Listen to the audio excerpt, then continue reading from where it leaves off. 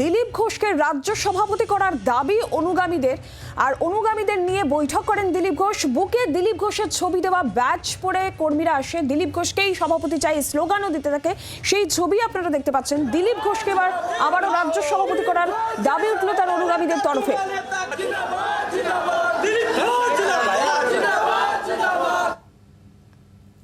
দেখতে পাচ্ছেন সেই ছবি। দিলীপ ঘোষের অনুগামীরা বুকে এইভাবে দিলীপ ঘোষের ছবি দেওয়া ব্যাজ পরে আসেন বৈঠকে। দিলীপ ঘোষের সঙ্গে তার অনুগামীদের বৈঠক এবং সেখান থেকেই স্লোগান দিলীপ ঘোষকে আবারও রাজ্য সভাপতি করতে হবে।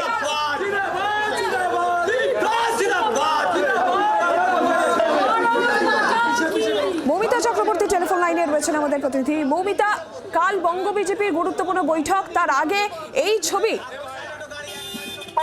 এই ছবি অত্যন্ত গুরুত্বপূর্ণ। দিলীপ ঘোষ নিজের মুখে দিল্লি থেকে ফেরার পরে মুখে কুলু পাটলেও সিক্সটি নট হয়ে থাকলেও আজকে তার অনুগামীরা যে বার্তা দিলেন সেটা কিন্তু যথেষ্ট ইঙ্গিতপূর্ণ। আগামীকাল বঙ্গ বিজেপির নেতৃত্বের বৈঠক রয়েছে, যেখানে কেন্দ্রীয় যে অবজারভাররা, প্রভারীরা, তারা সকলে উপস্থিত থাকবেন।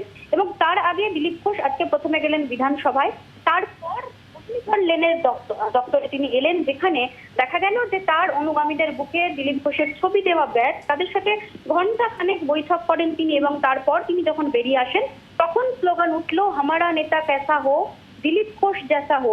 শুধু তাই নয়, প্রকাশ্যে ক্যামেরার সামনে তারা যে দাবি তুললেন যে দিলীপ ঘোষকেই আবারও রাজ্য সভাপতি করা হোক।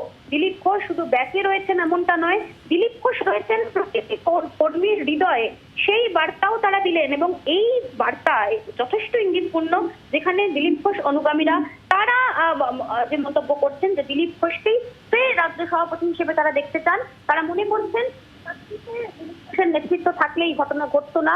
আগামী নির্বাচন রয়েছে, সেই নির্বাচনে দিলীপ ঘোষের মতো একটি মুখী তারা দেখতে চাইছেন এবং তিনি সমস্ত কর্মীদের হৃদয়ে রয়েছেন বলে সেই বার্তা উঠলো, সেই স্লোগান উঠলো আজকে মুরলীধর লেনের দপ্তরে। বাংলার আওয়াজ, বাঙালির আবেগ, জি 24 ঘন্টা।